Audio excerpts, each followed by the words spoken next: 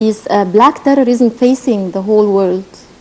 Well, first let us extend our deepest condolences to the French people and the French president. But then, it's a big thing. It's, in my opinion, 9/11, but in Europe this time. Okay. But the problem is, not every country in Europe understands that what it cultivates in our region would certainly have its rotation on the whole of Europe, and this is exactly what happened. Okay, so, and terrorism is not really restricted to a country or to a religion or to borders. It extends over all what we're talking about. The attempt to suppress the word nationalism after the EU, okay, maybe they have to reconsider it, because this feeling of the sense of belonging, it's extremely essential for countries to sustain such attacks. Right. Okay? That's one thing. The other one is that why is it that the West and the United States want in the Arab region that we harbor or we take, for example, the brotherhoods as they want us to do, to incorporate them into the political system. Whatever it is called Daesh, it is called Jabhat al-Nusra, it is called Ansar Bayt al-Maqdis or Ansar al-Sharia, they all stem from one source. Right. The brotherhood. The brotherhood. Either they don't understand it or they believe that we are cheap to die. But when it comes to deaths that occur in their countries, their people are dearer to them, definitely. We are just whatever, okay? Right. But anyways, the problem is that we want Europe to understand that our fight and the call done by the president, whether it was in the United Nations, in his speeches all over, he is calling for the fighting of terrorism and the distinction between those in Libya, and they have to stay because they are bothering Egypt, let them flourish, they will go to them. Okay, even when President Obama a few months ago, when he stated that not in every misunderstanding or a little turbulences are created here or there, that I will send the American army. It is the United States, and read hard choices, President Obama, you created all of this terrorism. You wanted to do something, you did not really calculate well what is the outcome. When you harbor a monster, it will eat you first. This is true. Okay, and the problem is that it was very good planned, this attack. Okay, to have it in a matter of half an hour, 7 attacks. Okay, It's sort of like intelligence works, governance works. It's not really like a pissed group me of off people who when I heard planned that for it it. is Daesh. Daesh is a group. Come on, it will not be able to plan such a thing. This is intelligence of countries. I will not mention. Of course, but it looks like intelligence work. Exactly. It is so well coordinated. It is the first time that those 7 attacks took place at the same moment in different places. with a variation of a very slight difference of time. Right. The problem is the accuracy. Okay, the intention really to kill when they open fire. When they put this explosive belt around their bodies. Right. This is the first time that they do it. This is people who do that in order to die. Right. So they don't care how many victims they are, because they themselves are going to die as well. Okay. So How do you see the issue of they found the passports of the two people? come on. It turned out How to be, come? I heard it yesterday, it is the brother of one, of a little, not, very young guy who is getting in France treatment. And he begged his mother to go and watch the match. But because he went late, he couldn't really get inside. And from where the attack on the stadium started, Le Stade de France, he entered from the same place that the terrorists entered. And he is now lying in hospital, and we were able, and all the Egyptian community there was able to really explain to the French that this is a guy who has nothing to do with terrorism. And the problem is that many people are worried because the Syrians are seeking refuge, and many other Yemenis, Libyans, and Iraqis before them. They are seeking refuge in Europe. Now, how would really the French deal with those refugees? Is it based on color? Is it based on my religion, which is in our passport? I find that wrong to do, actually. Because we are all citizens of this country. And we all have equal, regard, not equal regard, but our constitution does not make such a distinction between Muslim and Christians. We want them to be labeled Egyptians. And even the president, if you remember, in all his speeches, he addresses Egyptians. This is not true. Muslims or Christians. We don't have anymore this other. This other is created by the Brotherhoods and the Salafis. And the problem with France is that it went to Mali, it went to Afghanistan before that. It is fighting in Syria, helping those who are against Jabhat al-Nusra, which is the Brotherhood. So really, you have things going on in this region. Is it because of a religious belief that this is the Armageddon? Are they speeding up the end of the world? We don't know whether all of this would occur or not. And that's why I want them to really back off. Try to treat us equally. We have also the right to live. Take them, give them a whole, a place in the United States. It's a very huge country. It can sacrifice one state and give it to these Daesh because we didn't create them.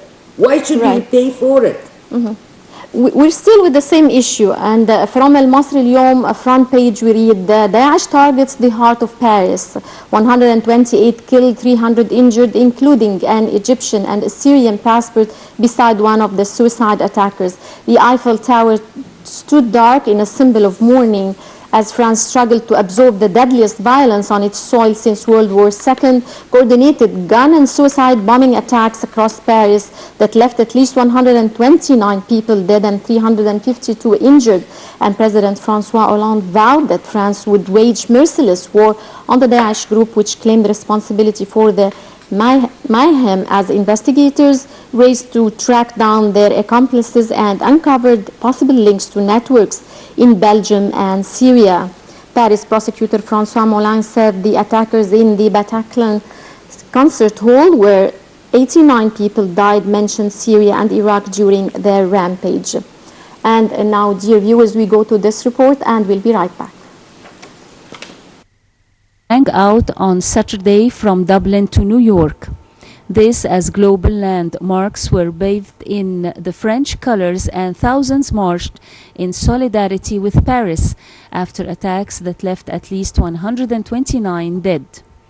Monuments from the Sydney Opera House in Australia to One World Trade Center in New York were adorned with France's red, white and blue, while the Peace for Paris symbol combining the city's iconic Eiffel Tower with the peace sign of the 1960s went online.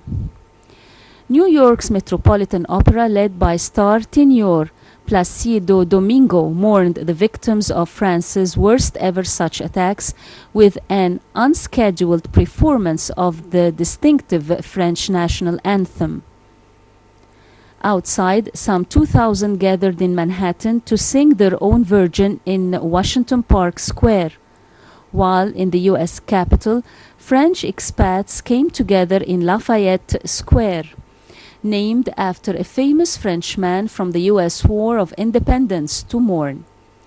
Singer Madonna paid a tearful tribute to the victims on stage by singing the classic French song La Vie en Rose during a concert in Stockholm.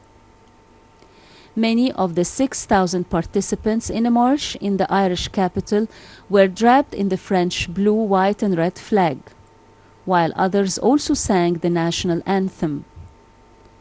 London paid homage to the victims as some 2,000 people gathered at an evening vigil in the British capital's Trafalgar Square, where fountains and the grand portico of the National Gallery opposite were lit to resemble the tricolour. Welcome back, ladies and gentlemen. Dr. Mervat, how do you see the fact that flights were not suspended to France? And we didn't hear about any comments like that security is loose in France.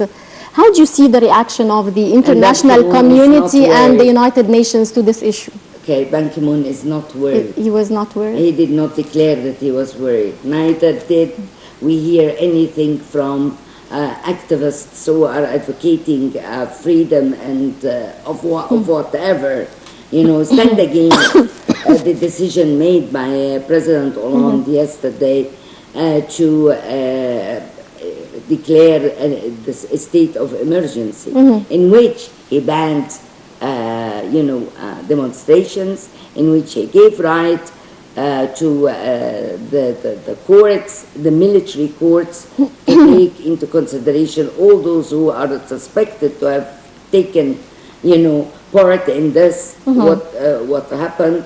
And also imagine, because we are always, here those who, our activists, God bless their souls, okay, coming and saying, we are censoring our media. This is not true. We are not censored. But he censored yesterday the media in France, claiming that they have no right to publish anything unless they get a written consent from the governor himself. So I always really wonder, what is this multifaceted handling of situations? When it comes to us, we are collateral damage. But when it comes to them, this is killing. What sort of a world is this that is so unfair? Okay, and mind you, the place that was targeted yesterday, it is the place of those who are the intelligent, okay, the cultured, the bourgeoisie, which we lost here as a class a long time ago. And those intellectuals, really, people who are cultured and educated and enjoy life in one way or another, okay, that is slightly little odd, but it resembles our harafish in Egypt, okay? So these are what I call the elite of the mind. And that's why when Daesh published its tape, it really insulted them. Imagine. That's how they handle culture. They kill it. They want us to go back to the 12th century, probably. They can go with our sanctions, but we will not go. Okay. Right, and back to Al-Ahram for some local news, and from its front page we read Russia violated the air transportation agreements. A source at the Civil Aviation Authority says the air transportation obliged the countries not to take unilateral decisions, and the Russian committee in charge of combating terrorism is behind the decision to suspend the national carrier flights. And the Red Sea governor calls on Moscow to reconsider its decision. And still with the same issue, from El Masri Al-Yom front page we read Russia continues its flights to France and suspends them to Egypt, citing fears Cairo negotiate with Moscow to resume the flights after suspending the national carrier and Aeroflot flights. We have Kamal, we have started the negotiations of resuming the flights with Russia. The air transportation says private companies asked Moscow to buy modern Russian aircrafts. Minister of Civil Aviation Houssam Kamal said that the national carrier had decided to suspend the flight, which was scheduled to arrive at Moscow on Saturday after receiving a notice from Russia's Domodinsko airport that it cancelled the flight.